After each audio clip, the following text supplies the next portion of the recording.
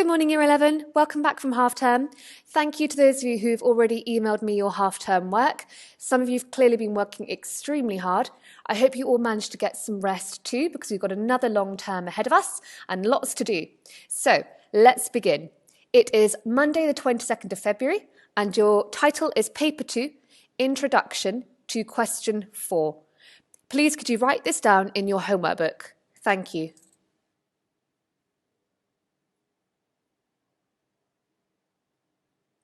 Okay, pause the video if you need more time. I'm going to move on. Or try to. There we go. So the learning objectives today are that by the end of the lesson, you'll be able to define what a perspective and attitude is, and you'll be able to recognise different perspectives and attitudes in extracts. So question 4, which is our focus today, requires you to be able to understand the thoughts and feelings, or if we want to use more sophisticated terms, perspectives and attitudes in extracts. Sounds complicated, promise you it really isn't. So what does the question look like? This is what it's going to look like on the exam paper. So it will ask you, for this question, you need to refer to, so read and respond to, the whole of source A together with the whole of source B. So remember, for paper 2, unlike paper 1, you've got 2 entire extracts that you need to read. For this question, similarly to question 2, you've got to look at the entire sources. You're then asked to compare how the writers convey their different attitudes towards something. This word here, attitudes, might change. It might say instead perspective or viewpoint. However, all it really means is what is their thought or feeling about the topic. In this case, we're going to look at animal testing today. In your answer, you could, and they'll give you 3 bullet points to support you. Compare their different attitudes. So compare what source A, this writer or speaker, thinks of animal testing to what source B thinks of animal testing. Compare the methods they use to convey their attitudes, and then support your response with reference to both texts. Again, nothing challenging here. You just say source A thinks that animal testing is cruel, for example, to be able to do this first bullet point. Then, the most important part of this is you've got to back up your point that source A thinks animal testing is cruel with the methods they use to show this opinion. This method could be anything you like. It's very open-ended. It could be rhetorical question, fact, opinion, alliteration, metaphor. Any type of technique you've been taught since year 7, you can use here. And then, really simple, bullet point 3, support your response. To support it, you refer to both texts, which just means choose quotes that support what attitude they are showing. So actually, it's really easy.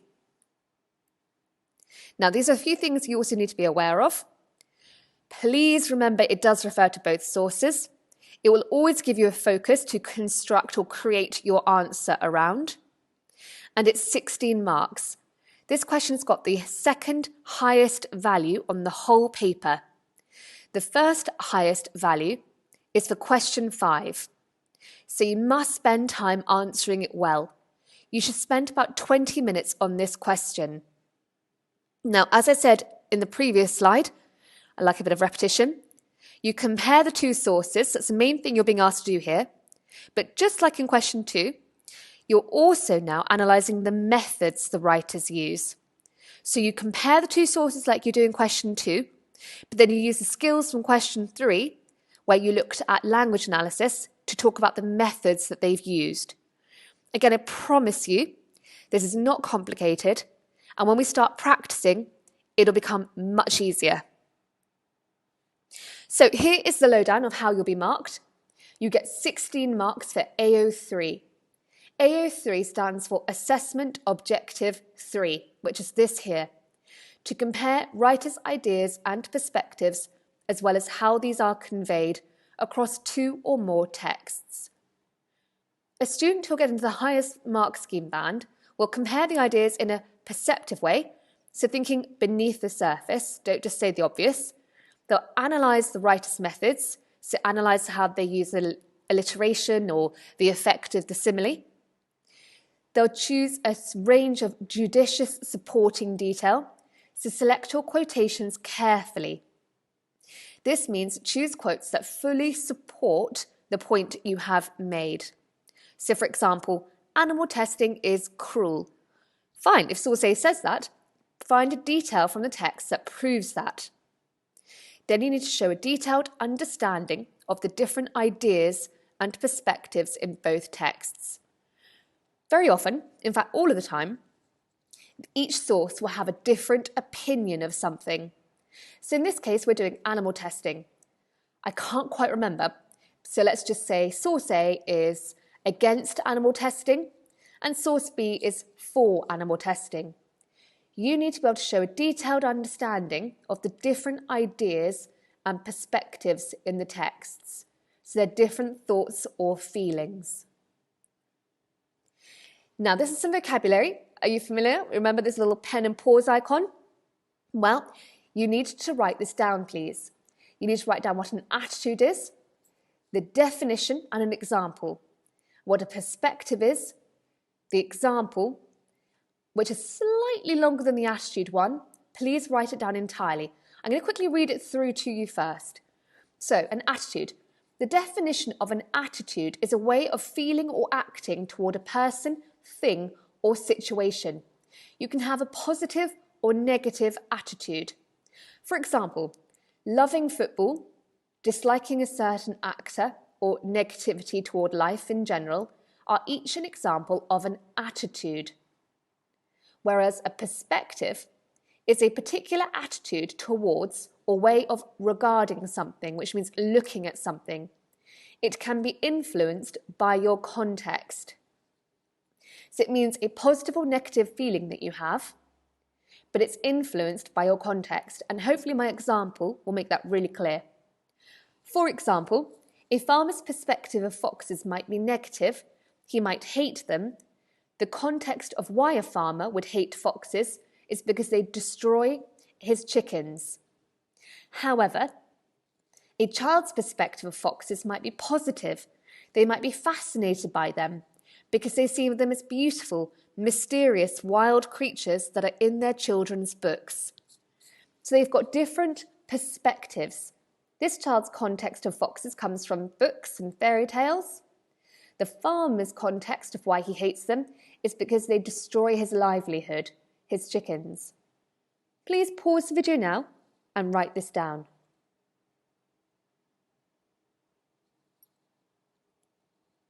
Right, let's help you understand with this silly example, which will hopefully make it really clear to you about what an attitude is.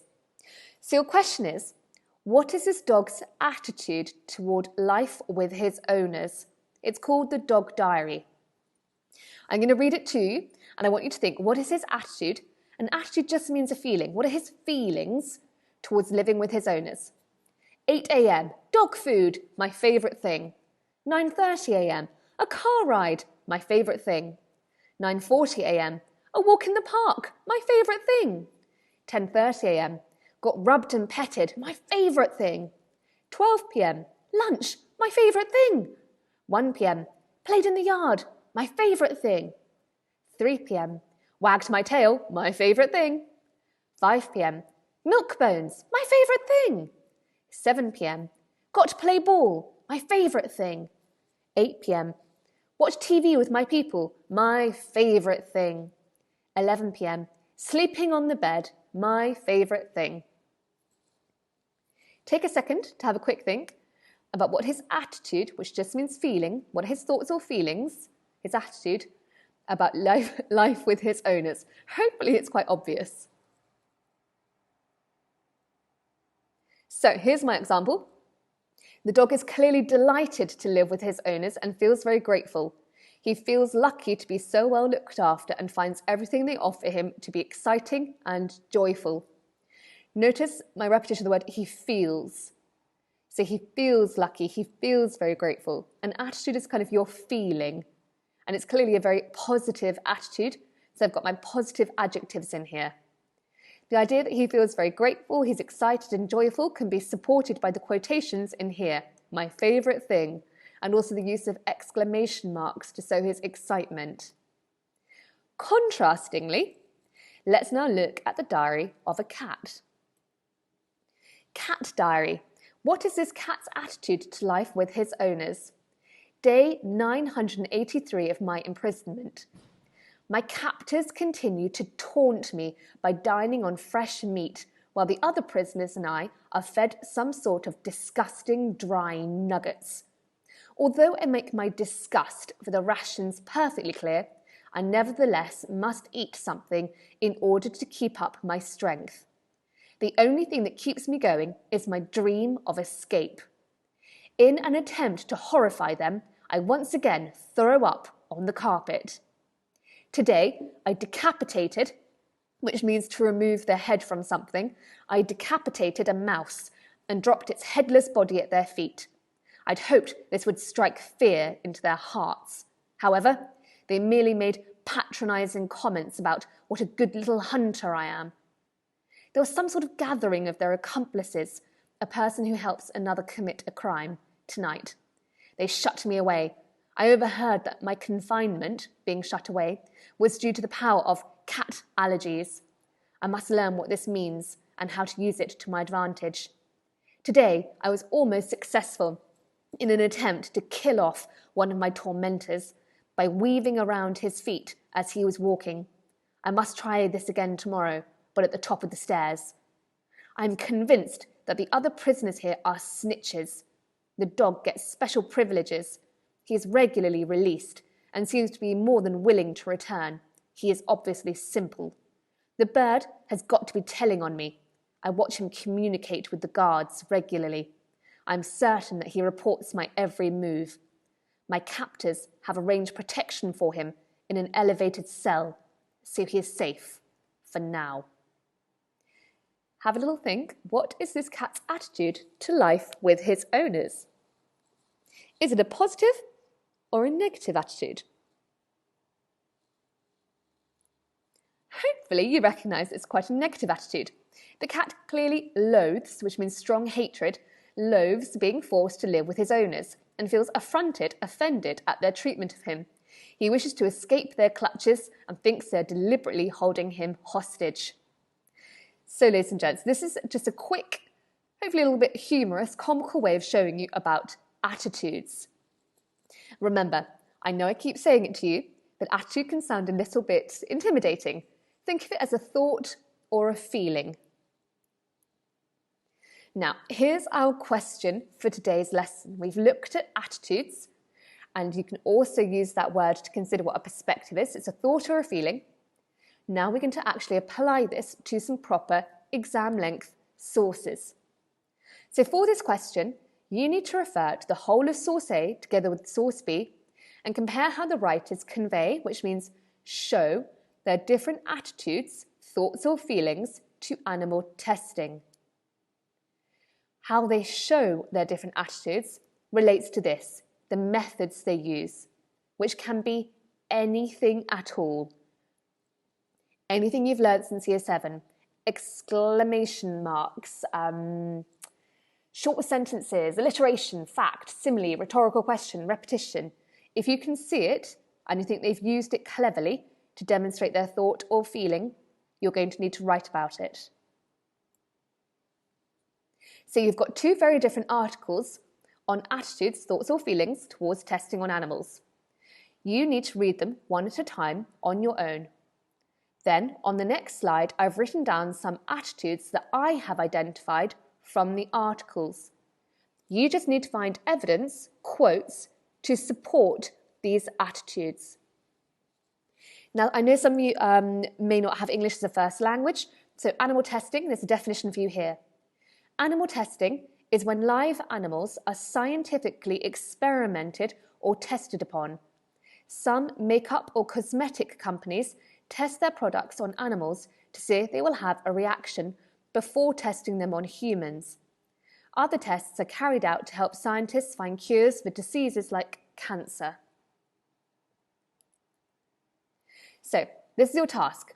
Here are the 3 attitudes I've taken from this extract here. It's called The Long Fight Against Animal Testing. It's one that has the picture of the little monkey in the corner. You will find this on Google Classroom. You just need to open it up, please. It's attached to where I put this Loom lesson.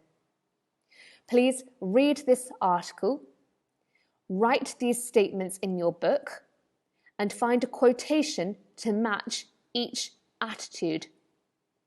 So the attitudes that I've recognised in this article is that the writer feels angry and deceived by the government as if they've lied to him. The writer feels that the government is acting in an inhumane, which means to act without kindness towards misery or suffering, manner towards animals. The writer feels that testing on animals is a futile, which means pointless, exercise. Hopefully that's very clear. If you still don't understand what to do, I'll repeat it once more. You are reading this extract here, The Long Fight Against Animal Testing. I have written down 3 attitudes, which just means thoughts or feelings that this writer feels about animal testing. Once you've read this, you will write these in your book and choose a quotation from the text that matches with these statements. Please pause your video and do this now.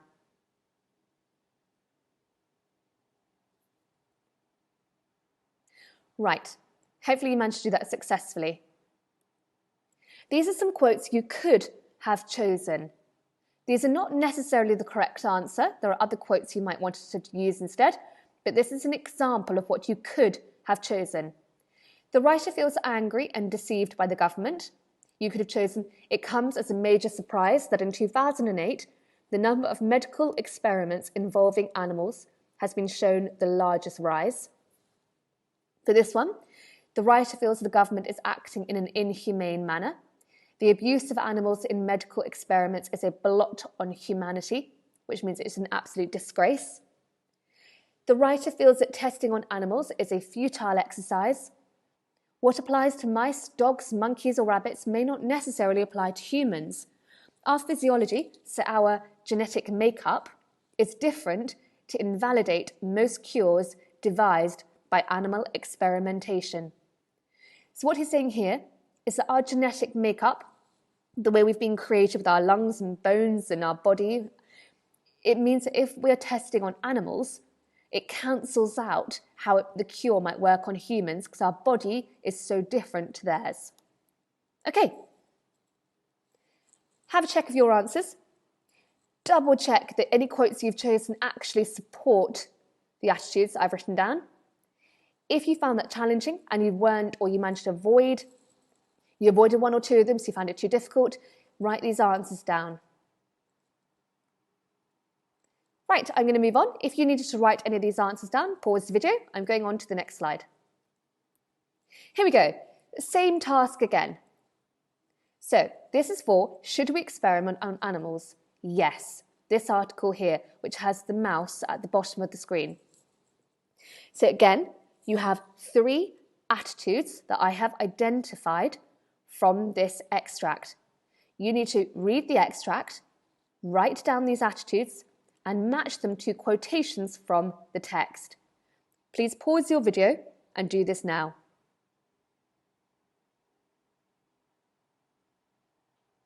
Right, hopefully you were successful. Just like last time, I'm going to show you a table with my model answers in. Here we go. So these are some quotations you could have chosen.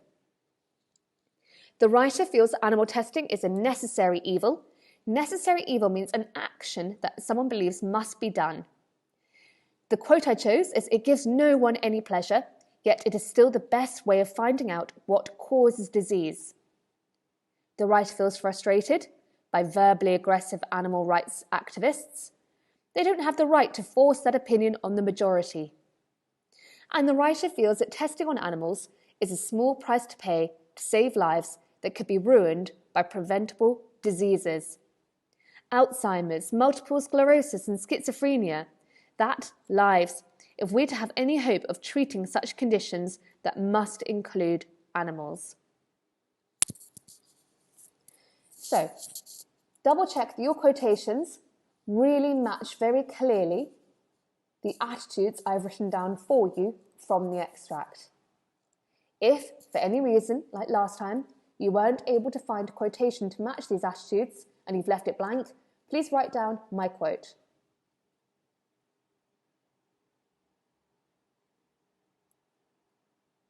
Super, let's move on. Here is your final task. So, for this final task, you have got, let's get rid of this for the 100th time. You have got some sentence starters here, which I want you to try and actually write up into full sentences. Both the articles deal with the subject of. So what is the focus of the question?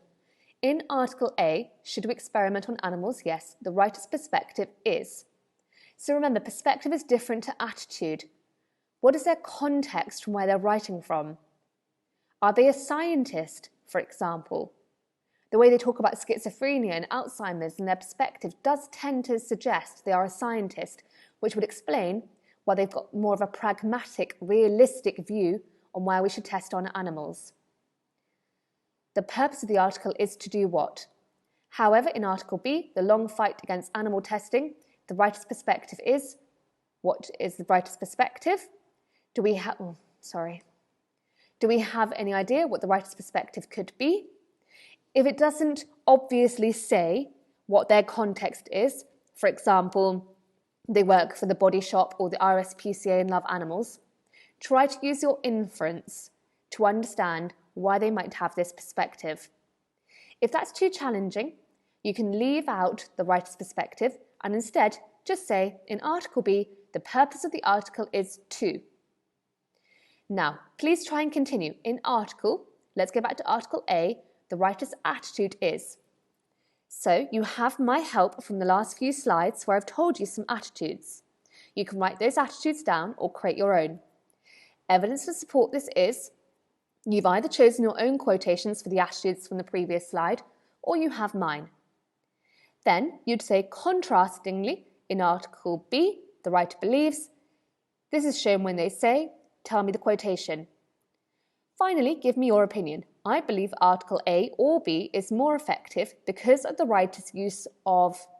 Now, this is the most challenging part. Can you identify a technique they've used to try to convince you that their idea or their belief is the most prevalent? Now, for this final task, because I'm just breaking you into question 4, you don't need to analyse methods. I just want you to practice looking at comparing two articles and their ideas. You do not need to analyse methods. Just follow these simple sentence starters and do as many as you can. Analysing methods will come a little bit later. Please pause the video and do this now.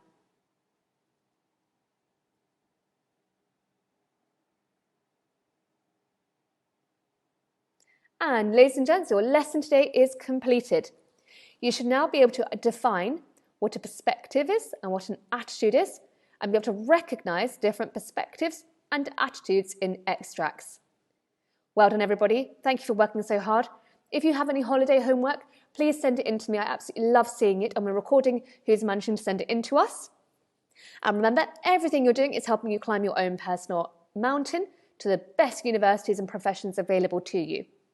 I hope the rest of your day is absolutely wonderful, and I will see you tomorrow. Bye.